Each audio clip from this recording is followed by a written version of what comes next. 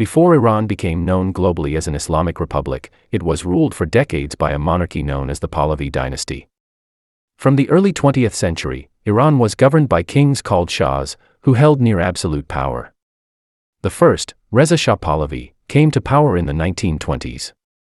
He pushed rapid modernization, building roads, schools, railways, and a centralized military. Iran began to look more modern, but political freedoms were limited, and opposition was tightly controlled. In 1941, his son Mohammad Reza Shah Pahlavi took the throne. Under his rule, Iran experienced rapid economic growth, fueled by oil wealth.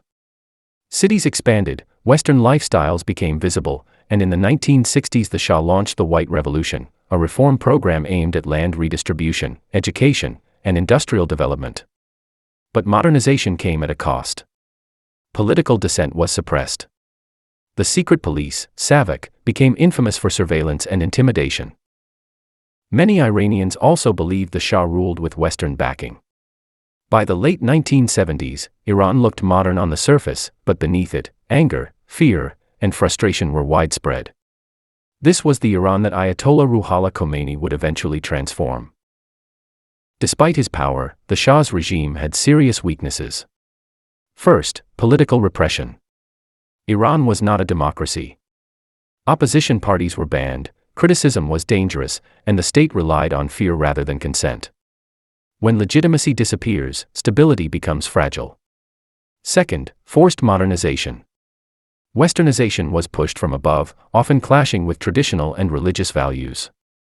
Many ordinary people felt excluded from progress and disconnected from the ruling elite. Third, dependence on foreign powers. The Shah was widely seen as too close to the United States. For many Iranians, national pride was deeply wounded by the idea that their future was shaped abroad.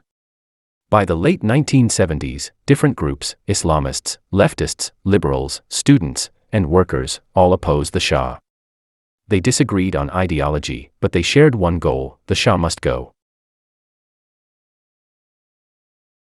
So why did Khomeini become the leader of this revolution? First, religious authority. In Shah society, clerics already held deep moral trust. Mosques functioned as social networks, communication hubs, and safe gathering spaces. Khomeini didn't need a political party, he already had a nationwide platform. Second, charisma and symbolism. Khomeini spoke in moral language: oppression versus justice, dignity versus humiliation. Even while in exile, his speeches spread through cassette tapes and sermons. He became less a man and more a symbol of resistance. Third, religion as a unifying language. The Iranian Revolution was not purely religious, but religion was the only language that united everyone. Leftists heard anti-imperialism. The poor heard justice. The religious heard Islam. Khomeini allowed each group to project their hopes onto him. Meanwhile, the Shah's authority collapsed. The military hesitated. Elites fled. Confidence evaporated. In February 1979, Khomeini returned to Iran, and within weeks, the monarchy fell. Winning a revolution is one thing, keeping power is another. Khomeini's most radical idea was Velayat-e Faqih, or guardianship of the Islamic jurist. In traditional Shah belief, many clerics argued that no one should rule politically until the return of the hidden imam. Khomeini rejected this view. He argued that in the imam's absence, the most qualified Islamic jurist must rule the state. This transformed theology into political authority. Khomeini then institutionalized this idea: a supreme leader above president and parliament, a guardian council that vets laws and election candidates, revolutionary guards loyal to ideology, not the state. Elections existed, but only within religious boundaries. Former allies were sidelined or eliminated, liberals, leftists, and rivals were pushed out. By the mid-1980s, the Islamic Republic was fully consolidated. Today, Iran faces growing waves of protest.